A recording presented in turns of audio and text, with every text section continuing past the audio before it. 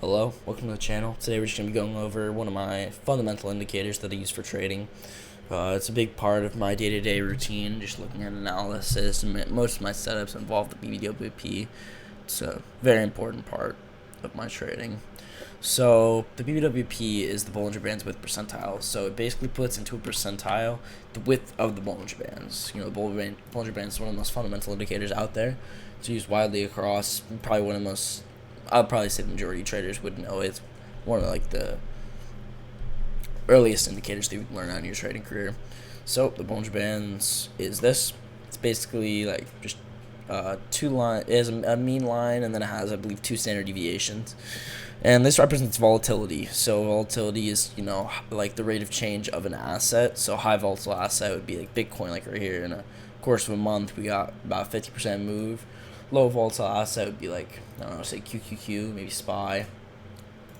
Like one of those. If we like look at like right here, in almost a month, we only got about a 10% move, and that was a pretty good move. So it's very low. It's very low volatility. Sorry. So yeah, that's the indicator. It puts into a percentile, 0 to 100. It represents the look back. I have a look back of 252, which I believe will be the average. The starting amount. You can just look it up, BBWP. It is by the caretaker. He's a lot of good stuff. I would suggest you check his stuff out. Big props to him. A lot of good indicators and stuff, which I'll be going on about later in this series. But to start, we're gonna go with the BBWP. So basically, this has 0 to 100. It represents volatility, like I said. Excuse me.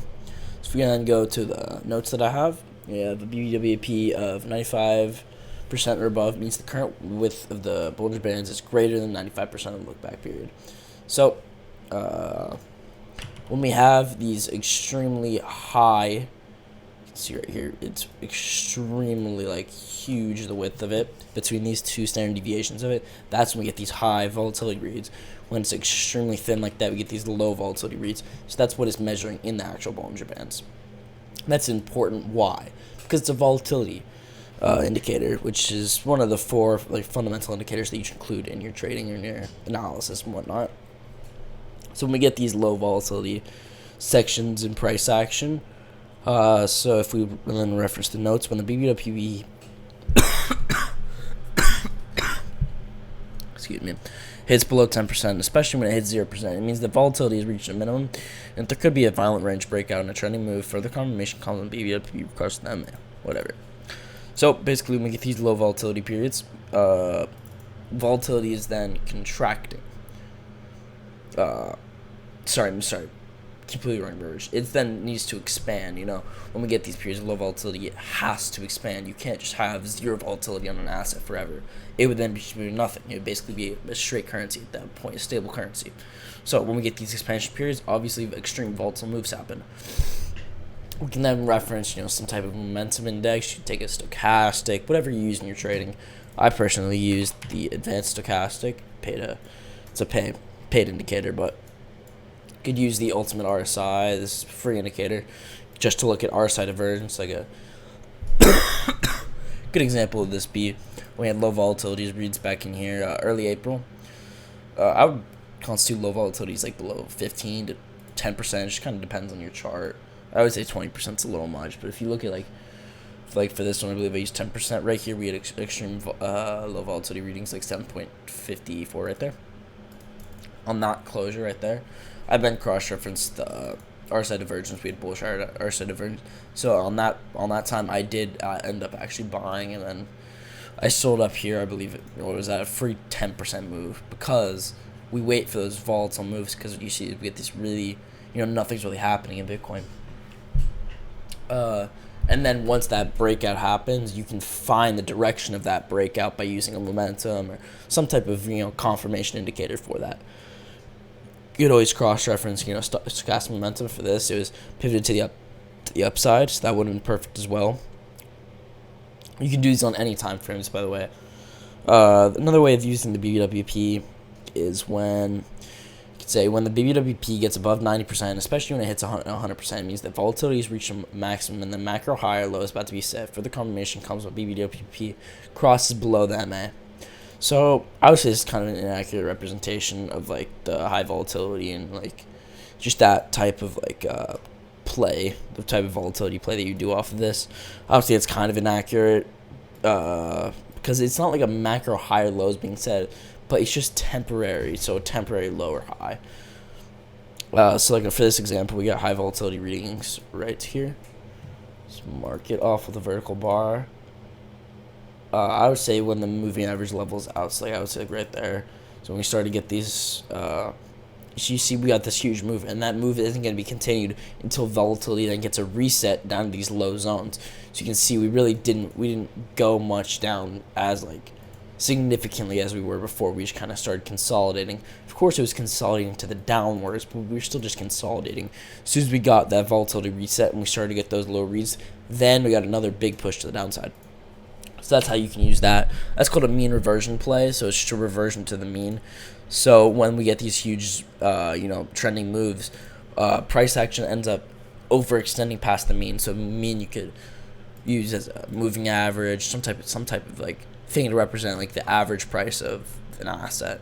So the way that there's two ways that a mean reversion setup could work, and of course that's when volatility is extremely high and it starts to contract. So it's either it consolidates like in this example, or you get some type of a pullback. So like an example of a pullback would be on this one. High volatility, we got 100% right there, which means it has to come down from 100% to 100%. So of course we got a big, I would say a decent pullback right there to about, what was that, 6.4? Yeah, so almost 7% right there. I mean, I guess you could say we didn't really get low volatility until about then, so you could say the pullback was like 20%. But I would consider this more of like consolidation to the upside. But you get what I'm saying. You either get these pullbacks, like as you could see this high volatility reading, you could maybe reference stochastic momentum. I don't know if this would be a winning version of it, but if you go advanced, stochastic. Yes, this actually would have been a winning trade because you could go right here, reference the momentum. That would be pivot to the upside. You could buy and then just sell according or whatever, but yeah, that would have been a successful pullback because it's all reverting to the mean. You could take a profit at the moving average. There's a ton of different things you could do with this. So it's a very useful indicator because you can then use these setups where you go to like higher time frames, like go to the 5-day. I believe this is a very big indicator for catching this big move. Is we saw these very extreme low reads on the volatility, which is 0%, which basically means that it has to expand after 0% because it's literally nothing. So if you then reference, stochastic momentum, there, stochastic momentum was pivoted to the upside right there. Sorry. So yeah, that would have caught this huge move right here, and volatility then reset it on this candle right here. Of course, that we then got further expansion past that. So the main way that I use this is looking for these low volatility zones, which I would think is the most important way to use this, at least the most effective. These mean reversion plays are important. I would say for like taking profit maybe. So like what I ended up buying down here. I was just waiting I didn't close the trade up here. I was holding until here. And then I ended up closing the trade, I believe, on this candle right here because we saw volatility start contracting, which I would define contracting as like the moving average above the plot line. And near like above 90%, and then expansion I would constitute as like the moving average below.